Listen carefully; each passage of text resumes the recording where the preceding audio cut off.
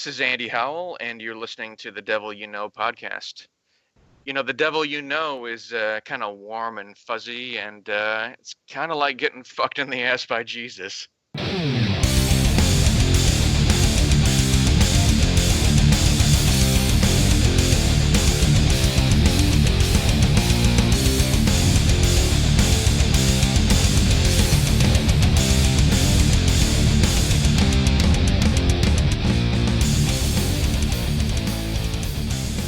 Hello, chap. Hello, Guvnah. What's up, John? Back again. Yes. We're back. Definitely. We love our little breaks. It's great. Yeah. Well, we don't always have to. There's so much chaos, but I guess we need a break every now and then. We can't do every single week. Yeah, I like taking the breaks only for the couple of emails that I get about how dare we take time off? How dare you take away TDYK from us? I love that. I mean, I guess that's good. That's kind of flattering, I suppose. yeah, it's awesome. But you were busy on a trip. Oh man, that was an awesome trip. Very special trip. Tell us about your trip. I can't. You was tripping. No. I was tripping. I was I'm looking for the right word. What the hell's that word? Fortunate enough to be invited to the Satanic Warlocks book release party of Dr. Bob Johnson. Nice. And I just had a blast there. You know, if you weren't there, you suck. But it was just a great time. Oh, so I suck. Is that it? You should have made it. No, that's funny. Yeah, no, it was really awesome, dude. Just a great time and seeing everybody and doing crazy little hijinks and different things, and it was just a good time, man. It was a really, really good time. And I learned that this blew my mind because I didn't see it when we were looking at the book another time. My name is in there under special thanks, and I was like, holy shit, that's fucking sweet. Nice. For all time. So yeah, really appreciative of that and really honored to be a part of that. And then saw some family, Connecticut and stuff like that. And when Halloween, we went back up to the Black House to visit Peter and Peggy and see everyone again, and just enjoy the festivities around there and Halloween and celebrating their 35th anniversary together. Yeah, that's right. Yeah, and just a special happy anniversary, belated to them. Yeah, it was a good time. I mean, words can never describe it. So that's everyone knows what I'm saying when I say that. You can't describe it. It's just really cool and really fun to be around people with like mind, and it's just great. Very cool, man. Yeah. How about you with the house, man? The reason we took the week off, we're busy. Yeah, it was chaos. Well, when we moved out here, from LA, and so we kind of shopped via the internet and didn't exactly know what we were getting into. We thought we had a pretty decent apartment out here. When we got out here, it wasn't really what we hoped for. The area around it is really nice, but for some reason, this particular apartment complex, I think because it used to be a Section 8 apartment complex, and they switched that, but they haven't got all of that element out of there yet. Mm-hmm. And just some crazy shit started happening. The cops were always around, and we're like, what the hell is this? This is not the kind of place we want to live in. So our lease is supposed to be up in December. We were going to look for a new place. Well, we've had a few incidents happen at our home, and one was just a week ago, and at that apartment complex. What happened? Somebody fired a gun into a child's room, like from outside, 7 rounds in the middle of the night. And it was only a few buildings down from us. And I guess it was deliberate, but it was, so this was like, a couple days from November 1st, and we're like, fuck this, we're out of here. And told the landlords that we're not staying till December. If this is the kind of shit that's happening, we're raising a kid here. And they said, we understand. If you can find something by November 3rd, you can leave. So we got something on November 1st. Just got lucky in this massive house that I'm in, and basically we moved our entire apartment in less than 12 hours. Our entire home. Bravo. For 3 adults and a child. And everything we owned, we moved it in one shot. Wow! Did you get Jared over there helping out? No, you know what? We were done by the time he got off of work. Oh, how convenient. So, but you know what? I mean, now I'm in this massive place. My den that I'm sitting in right now. Granted, there's books all over the floor, but I mean, it's huge, you know. So I got places to put my art, and I'll probably set up a little altar in here, and Nice. I need to get me some Ice Satanist gear, a nice lighted Baphomet or something, you know. Ooh, all right. So I got room. I'm on it now. All right, Wow. man. Very cool. So, Well, congratulations and good luck with it. Thank you. Right on, man. Glad to be back in action, ready to roll. All right. Let's roll with the show. All right.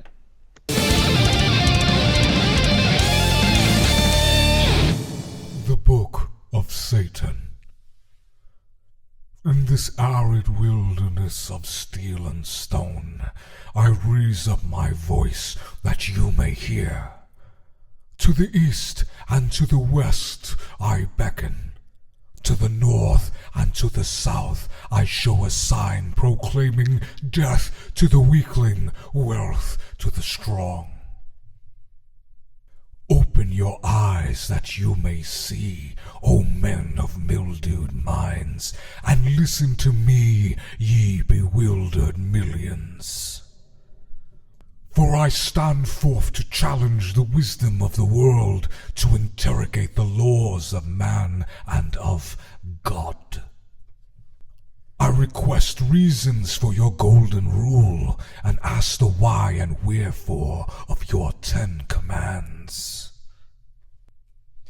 Before none of your printed idols do I bend in acquiescence, and he who saith, "Thou shalt," to me is my mortal foe. I dip my forefinger in the watery blood of your impotent mad redeemer, and write over his thorn-torn brow, the true prince of evil, the king of slaves. No hoary falsehood shall be a truth to me, no stifling dogma shall encramp my pen. I break away from all conventions that do not lead to my earthly success and happiness. I raise up in stern evasion the standard of the strong. I gaze into the glassy eye of your fearsome Jehovah and pluck him by the beard. I uplift a broad axe and split open his worm-eaten skull. I blast out the ghastly contents of philosophically whited sepulchres and laugh with sardonic wrath.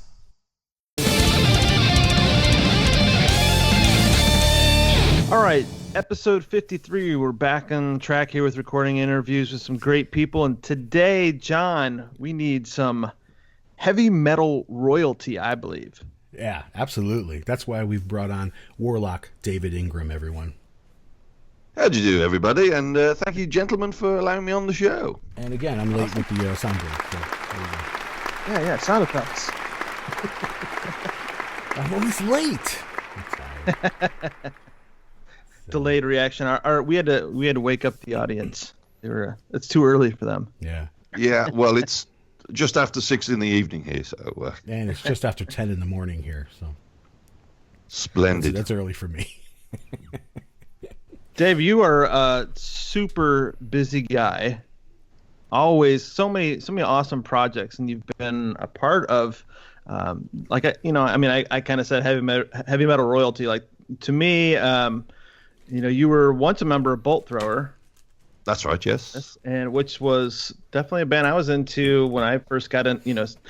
I think I started feeding into bands, of course, like everyone, like get into the heavier stuff. You start off with things like Metallica, but then it goes into, no, it's not heavy enough anymore. And it keeps going until you get to bands like Bolt Thrower back in like the, early 90s. Right. Gotcha. So, yeah. But obviously, you had Benediction. You've had, this is going to be a long list. You better give us the list of bands. Okay. Okay, well, obviously, as you said, there was Benediction. That was 1990 to 98. Then Bolt Thrower, 98 to 2003. Cut short because I got sick. Then 2004, there's a Danish band called Downlord that I put together with the guys over here, because obviously I live in Copenhagen, Denmark. Then that was for about 3 years, and then in 2008 we decided just to call it a day. We hadn't done very much in the last 12 months, and also myself and one of the guys in the band, Donovan, wanted to get on with doing Metal Breakfast Radio, the podcast and radio show that we did. And then that's still going. Although we're on a sort of a limited run at the moment, because Donovan's no longer in the show. He moved away, and the two guys they work full time. It's difficult to get everyone together at the same time. So we're on a limited run with Metal Breakfast Radio, but we're still going. And then in 2013, I got into doing Down Among the Dead Men. Yeah. And from that led to a band called Echelon soon after. Nice. And then I was talking about doing a band called Sinner with another fellow. And during the talks of that, Hail of Bullets cropped up. So that's it. It's quite a CV. And right now, I'm about to write and record my third album in 6 months. Sorry. Yes, that's right. My third. And then I have a fourth one to do after that, and there's a possibility. I've just remembered the possibility of a fifth to do after that as well. Wow! You're gonna breathe in between those? I'll do my best. I'm also trying to rehearse for the upcoming Hail of Bullets show, which is December the 16th at Eindhoven in Holland. So I'm trying to rehearse for that, and I'm actually trying to research the lyrics for Hail of Bullets. I can't really explain what we're going to be singing about, because they want it to be as a surprise. But there's a lot of research to go into it. I mean, I already know a fair bit already. Hail of Bullets write about war, as did Bolt Thrower. So, and I have an interest in that. So, and then I'm hoping to get that written simultaneously. But I tend to be like a method actor. I get set in one rut. And I can only stay in that while I'm writing. So, but whatever it is, I'm sure it's going to be Boston. It's Boston. I've been there. Oh, you mean Boston? Yes, that's what Boston. I said. Yeah, Boston. Yes, it'll be absolutely Boston, kid. It really will. And what does that mean for people who don't know it, like myself? It means brilliant, wonderful, excellent. It's a word used in the area of England that I come from. It's called the Black Country, where they have a very hideous accent. I used to have an accent like that. You talk like this all the time. And when I moved to Copenhagen, I had that accent, and I had to lose it. So I had to cultivate an English accent. I started with an American one, but I sounded Australian. So I thought, no, I'll just go with the Oxford English, Oxford Cambridge thing. And yeah, it's sort of stuck. My Birmingham and Black Country accent comes out when I've had a few beers, but that won't be today, because I'm just on the water today. That's awesome. So what do you say we listen to some tracks, man? I think that would be really cool. Okie dokie. And that's awesome. All right, so why don't you tell us what track this is, and tell us a little about it before we hear it. Well, I sent two, so I can't remember. I don't know which one you're going to play. I'll play both. I'll play both. You play both? Yeah. Okay. We could do that. I think I've forgotten which ones I sent. Oh, no, I remembered. You sent... there's the Forbidden Industry. Yes, and the Feared Maybe Religion. Familiar to Satanists, and also a song called The Feared Religion, also maybe familiar. All of the lyrics on the Echelon album and the album before that. This new album's called The Brimstone Aggrandizement, and the previous album was called, well, it was a really long title, and I'm not going to spend half an hour trying to explain it. But it was, and they're all about Satanism. Wonderful. So I wanted to. Oh dear, my screensaver's just kicked in. You bastard! So we can still hear you. I have to keep rubbing my keyboard, if you pardon the expression. It's not a euphemism. Yeah. Oh, there we go with that. All right. What does that mean in England? Rubbing the one bishop. out. Yeah. Yeah. Yes, Choking rubbing the bishop. chicken. Yeah, but no, the two songs, the Forbidden Industry and the Feared Religion from the new Echelon album. That one will be out in December 22nd, on Transcending Obscurity Records, which is an up and coming Indian record label, and they're the sort of label that I want to be signed with this type of band. They are perfect for the underground bands, and it's just a great deal, excellent people to work with, and they pretty much give us free reign with everything, and let us get on with it. All right, here's the Forbidden Industry.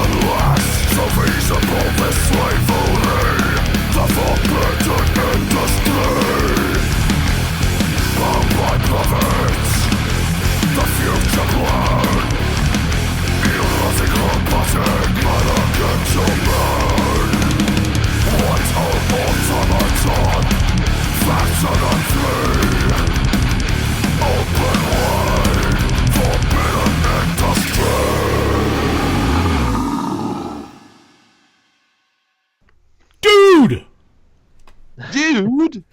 I mean, I say, that was wonderful, wasn't it? Yes, I want more. I want more. I'm gonna go back to back right now. Here's the Feared Religion, everyone. Hail Satan!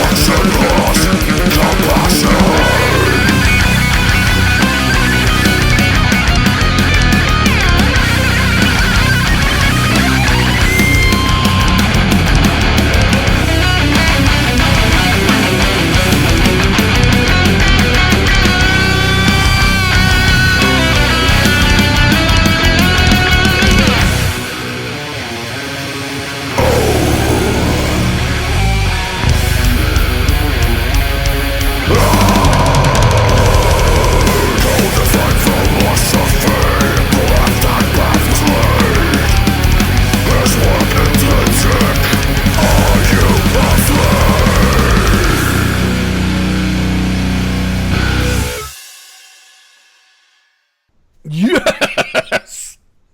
A bit of a sticky wicket there at the end, wasn't it? That's exactly what I was thinking. Thank you for sharing that with us. Seriously, it's sticky wicked when you rub out the keyboard. So That's right. Gooey bishops. Yeah.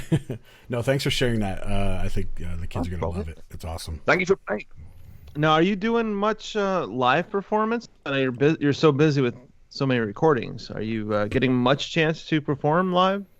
I think, in the last 10 and a half years, I've done one show, and that was in May of this year with Hail of Bullets. Yeah, over here. That's right, yes. That's the only time I've played in the last decade. Wow. Because well, I did the band I said, Downlord, the Danish band. They played about 3 or 4 shows with Bolt Thrower back in 2006. Yes, that's right. And that was it. That was it for a decade. Because I was doing Metal Breakfast Radio, and all the other bands were just studio work.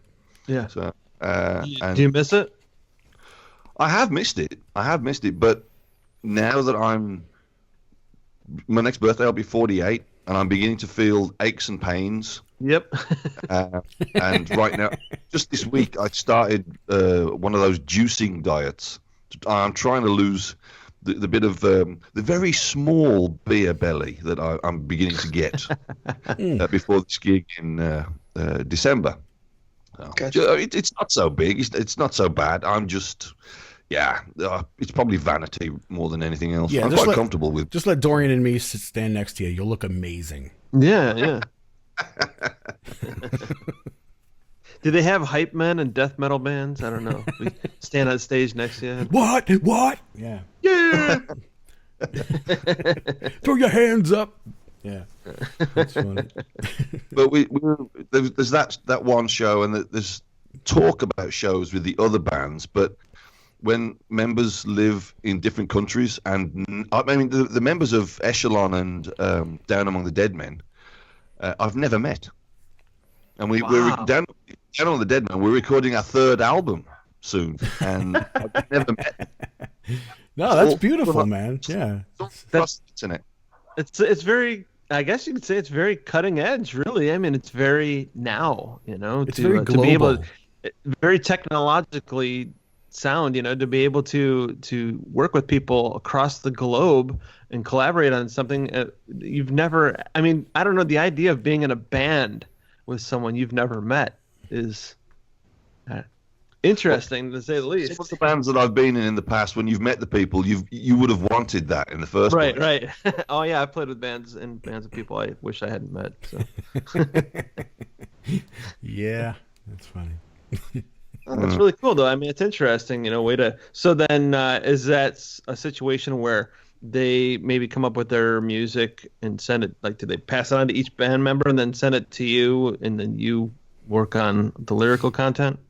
That's right. That's exactly how it's done. I refuse to listen to anything that they've done until at least the guitars and drums are recorded. Because if I hear it any other time, if I hear it just with the guitars and maybe a click track, I don't know where. Maybe the drums will stop and there'll be a section, and if I sing on that and then they change it, I have to change where my lyrics are placed. And to me, it ruins the song for me, because once I've got the lyrics set in, I can't change them, because that's how I know it. And it's difficult for me to do that. I suppose I should bend like a reed in the wind, but I don't. Nothing wrong with that. Yeah, that's funny. So tell us a little bit about Metal Breakfast Radio, how you got started on that. Well, it's rubbish. That's what I heard, but yeah. No, it was myself. What does rubbish mean? Garbage? Garbage, yeah. Okay, I'm just kidding. I knew that one. It's a universal word, really, for anything. Welcome to the Earth, John. Yeah, go ahead. But let's see. Myself and Donovan started it, and we started out as a normal radio show, playing songs, talking about them afterwards. And after about 3 or 4 weeks, we're looking at each other while we were recording, and we said, "This is boring. Let's try something different. Let's talk about the song over the song." And we were doing that, and just in the early days, we'd never done that sort of thing before. So there was a lot of from both of us while we were recording. So what I did was, when I was editing the show, I cut out all those and I put in sound effects, and it just evolved from there, throwing in sound effects and being stupid and having the sound effects reflect if we said something that sounded a bit fruity, we'd have a sound effect in that would say, "Oh, you're so gay." We throw things in like that. It's just stuff that I found online, stuff that I sampled from TV shows and gay. Yeah, exactly. It evolved but it was getting to take me about 10 hours to edit one episode, and I had to sort of cut back on that. You should get some Amy Pitt samples. Oh yeah, I heard some of those. Hold on, that's my cue. Hold on. Bitch. Balls, where are they? And then what was that? What about something about pussy? This one's a good one. Vagina. Vagina. That's it. Yeah. I like that.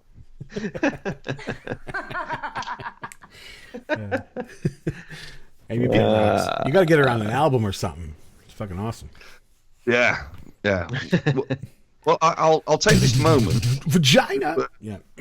Say that there's, on the new album I've just finished recording, Earth Sinner, and the title of that is called "Swim with the Leviathan." Nice. That was actually thought up by somebody else. It was someone who posted online, and that is our very own Evelyn Eve. Yes. Oh, nice. Right on. She posted in one of her updates, and I wrote and said, would you mind if we use that for our album title? Because that's just perfect for how we feel about the album. And she agreed, so got to give her credit for that. Nice. Very cool. And on the album, there's a few cover versions. I'm not going to say which the songs are, but a couple of the chaps from Dance to Sard are performing on it. I believe they're part way through recording right now. So. Very cool. Very cool. Looking forward to that. I dig those guys the most. Well, you know what? I think I'm going to have to tell you what that song is. It's by the Osmonds, Crazy Horses.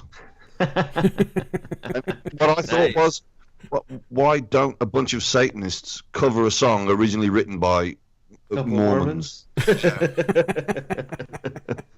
mean, they're Mormons. What else did they have? A lot of teeth and incest. Yeah. A lot of teeth. And magic underwear. That's right. Yeah. Yep. Nice. I can't wait to hear that. Let's get a little bit into your background. You can tell us a little bit about where you come from, your upbringing, that sort of thing. Sure. Well, let's see. Born and raised in the Black Country in England, which is sort of the centre of England, the Birmingham area and the surround. A little town called Bloxwich, Bloxwich. Bloxwich. Sorry, I sound like I'm at a spelling bee, but I do. That's correct. Yeah. But yeah, I had a great childhood. There was always music playing in the house at some point, which is where I get my heavy metal head from. It was always Pink Floyd or the more powerful stuff by Johnny Cash, some of his live albums that were played. Yeah. A lot of Neil Diamond and Simon and Garfunkel, but it all helped. And then one day I was going through my sister's record collection, and I found Black Sabbath, Bloody Sabbath, and I played that. I was 7 years old, and I never looked back from there. It was that moment. It was one of those crystalline moments. Yep. I got chills, and they were multiple. Oh no, that's Grease. Sorry. You lost control. Yeah, that's it. But no, it just affected me in a way that it changed me, and I knew which way my path would lie, and it did. It just went from there. Did it affect you more than Doctor Who? No, that was way back from the day I was born. The actual day. Quickly, I'll explain. Yeah. 25th of January, 1969, the day I was born. I was born at 3 o'clock in the afternoon at home. I was 11 pounds, and my mother did not. Jeez. My mother did not have any meds at all. God. What a trooper. Poor woman.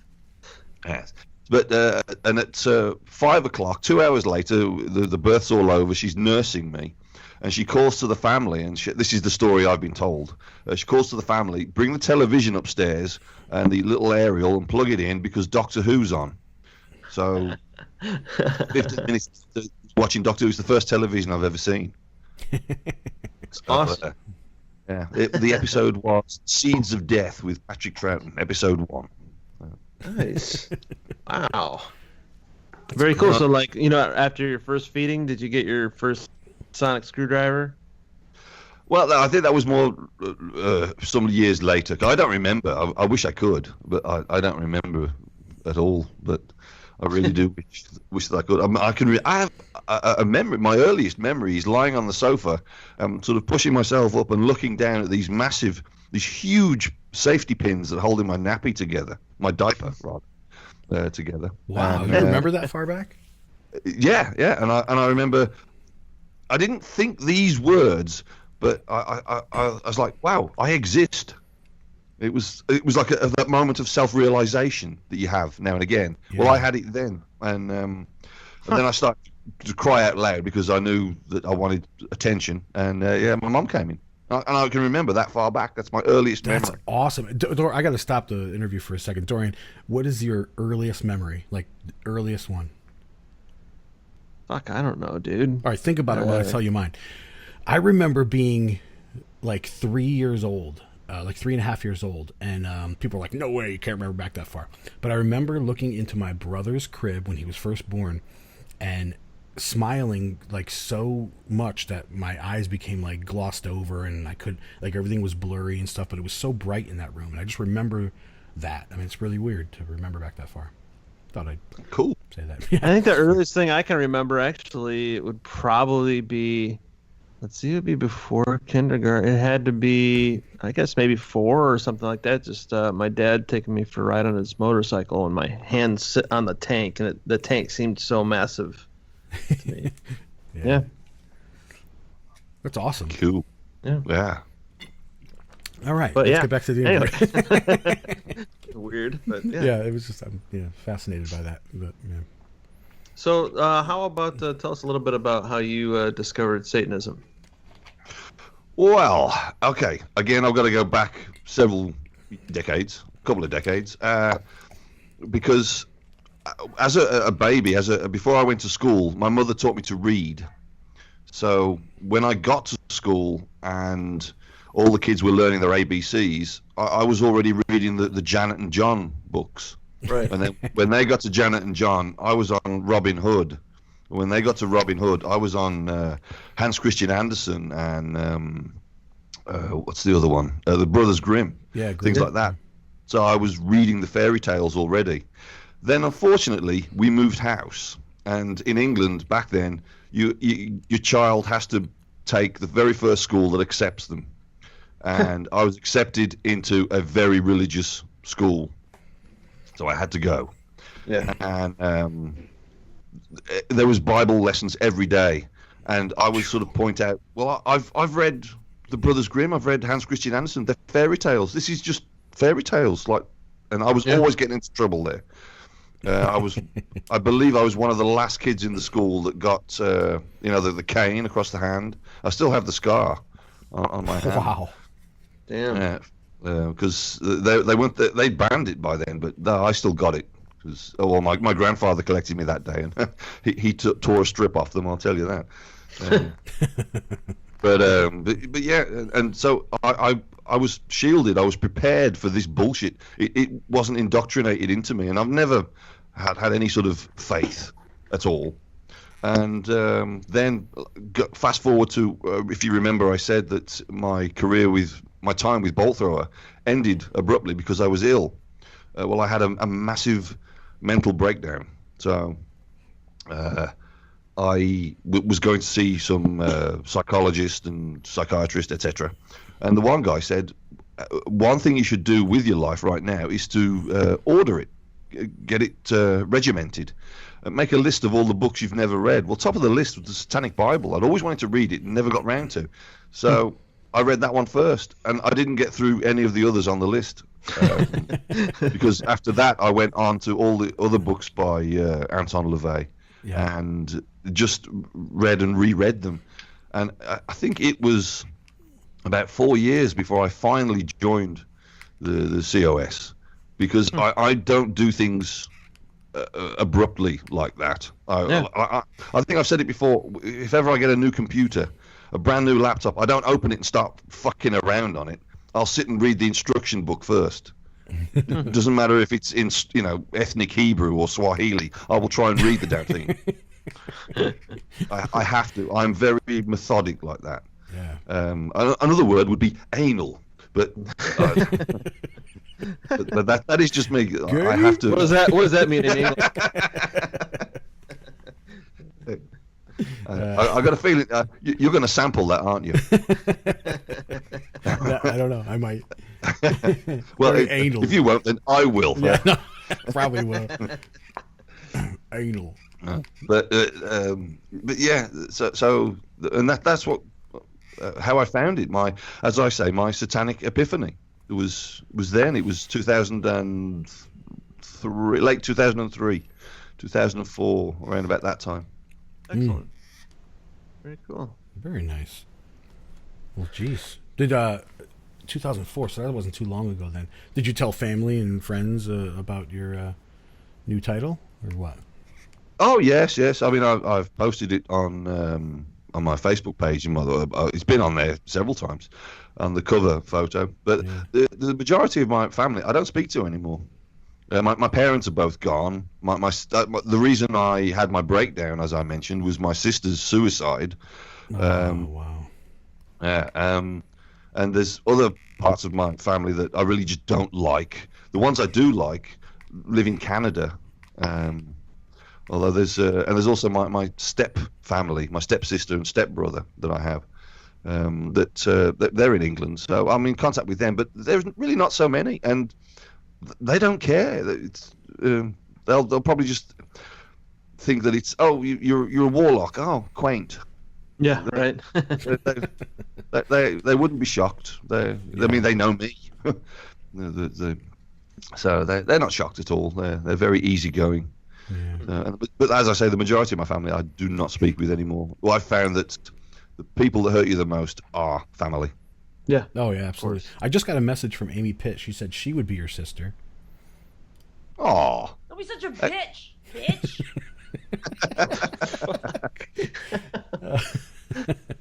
She's everyone's sister. That's awesome. Yeah. What the